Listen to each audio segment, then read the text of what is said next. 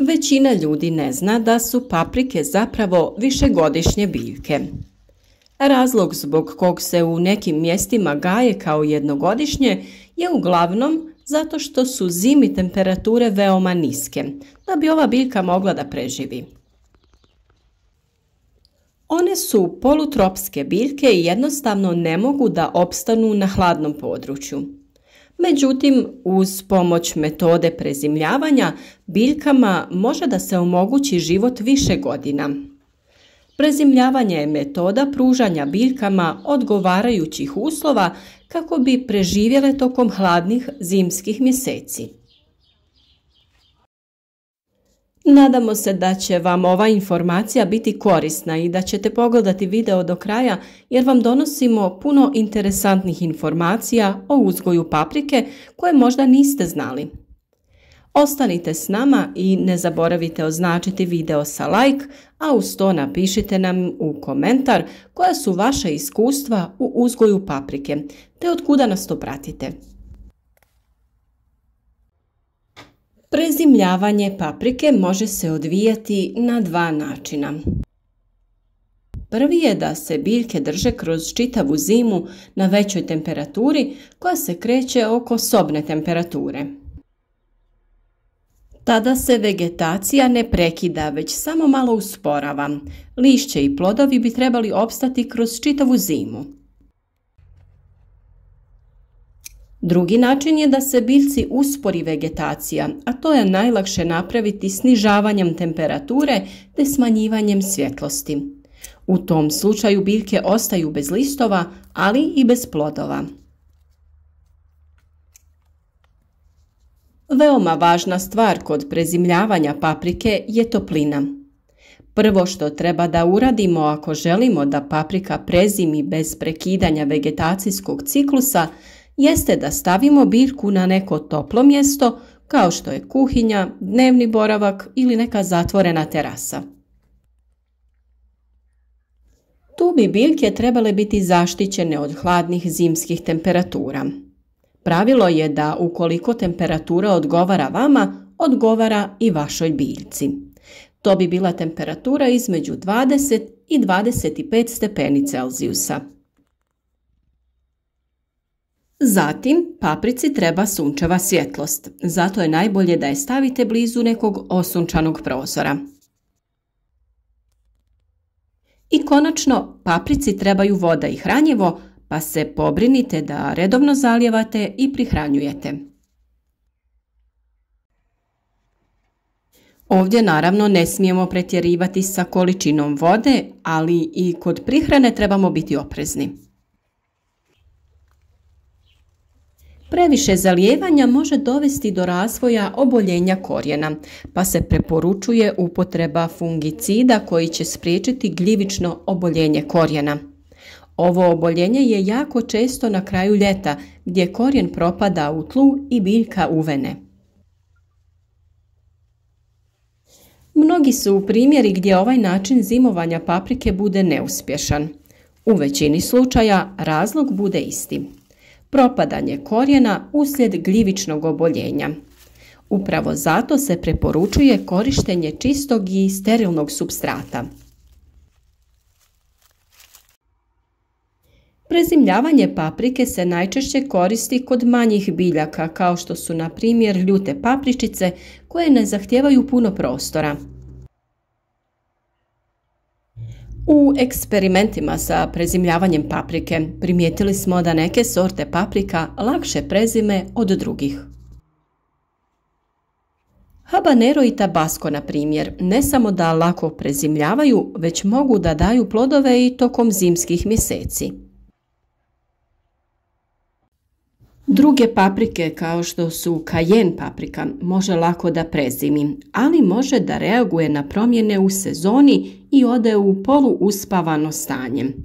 Izgleda kao zdravo saksijsko cvijeće, ali ne proizvodi nikakve plodove preko zime. Kada dođe proljeće, iznenada se može vidjeti intenzivni rast novog cvijeta i plodova, čim se paprika probudi iz svoje hibernacije. Drugi način prezimljavanja je da biljke skladištimo u hladniju prostoriju sa manjom količinom svjetlosti.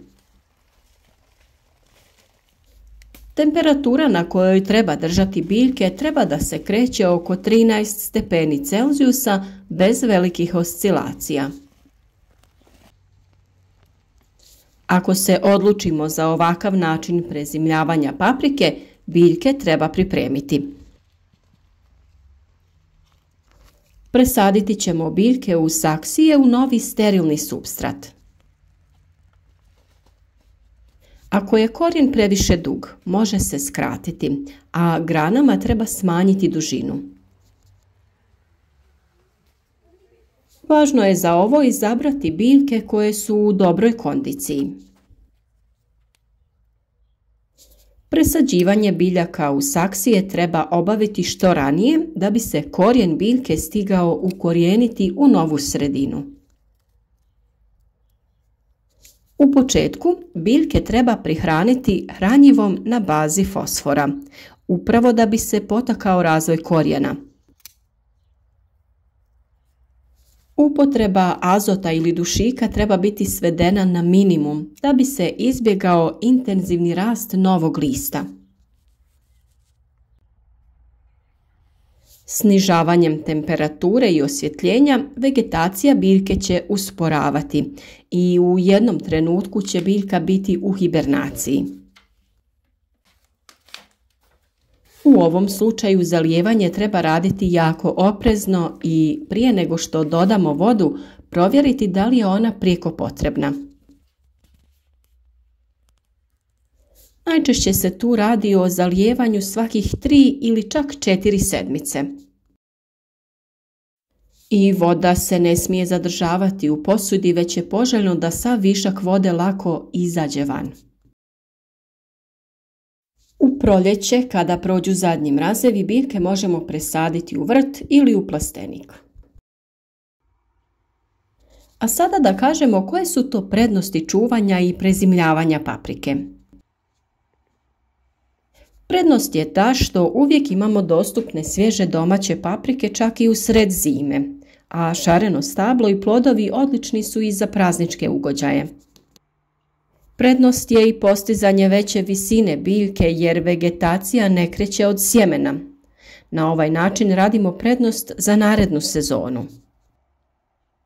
U ovom slučaju imamo usjeve u rano proljeće, dok drugi i dalje pokušavaju da dobiju svoje sadnice. Sjetimo se samo problema oko spornog nicanja paprike. Prednost je i to što produžavamo sezonu uzgoja paprike kao kod nekih južnoameričkih područja. I naravno, uzgajamo rijetku ili našu omiljenu papriku nekoliko godina za redom. Naravno, ima tu još nekih savjeta za prezimljavanje paprike o kojima ćemo govoriti u nastavku. Paprike koje želite da prezime odmah stavite u saksije, jer ukoliko morate da presađujete biljku iz vrta u saksiju, postoji mogućnost da korijen biljke pretrpi određena oštećenja u procesu. Sadeći vaše paprike direktno u saksije učiniti će prezimljavanje mnogo lakšim i sigurnijim. U slučaju da nemate mjesta ili ne želite plodove tokom zime, onda možete odsjeći grane, skratiti korijen, presaditi u manje saksije i zalijevati jednom u 3 sedmice. Ne dozvolite da zemlja bude previše natopljena, jer će u tom slučaju doći do propadanja korijena. Ovakva vrsta prezimljavanja omogućava biljci da ode u hibernaciju i bude sačuvana tokom zime na malom prostoru. Dok neki ljudi koriste skupu rasvjetu za prezimljavanje biljaka, primijećeno je da je svjetlost sa sunčanog prozora obično dovoljna za paprike preko zime. Najbolje su u prostoriji na istočnoj strani.